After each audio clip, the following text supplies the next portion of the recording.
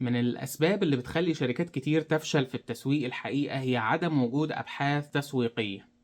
يعني إيه أبحاث تسويقية؟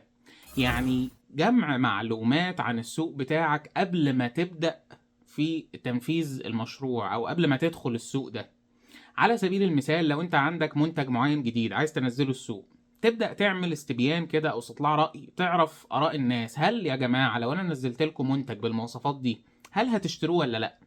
طب لو هتشتروه، شايفين ان سعره المناسب كام؟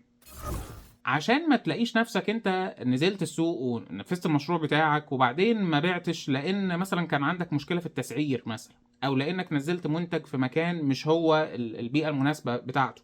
يعني على سبيل المثال، لنتخيل ان شركة مأكولات سريعة مثلا مطاعم فتحت في بلد من البلاد اللي بتقدس البقر، وقالوا يا جماعة احنا الميزة بتاعتنا ان احنا المنتجات بتاعتنا عبارة عن لحم بقري صافي 100%. ميزة عظيمة، لو فتحوا في اي بلد في الدنيا هيبيعوا زي الفل، بس هم فتحوا في بلد بتقدس البقر وهم ما كانوش عارفين الكلام ده لان ما عملوش ابحاث تسويقية مثلا. هيحصل ايه؟ الميزة العظيمة دي هتؤدي ان الناس تخش تدغدغ المحل على دماغهم. ليه؟ لانهم ما درسوش السوق، ما فهموش السوق بشكل يسمح لهم بتعديل البيزنس بتاعهم بما يتلائم مع السوق ده، فبالتالي فشلوا فشل ذريع رغم ان اللي عندهم ميزة عظيمة. ده مثال كده بيوريك ازاي الشركات بتتعامل من غير ابحاث تسويقية.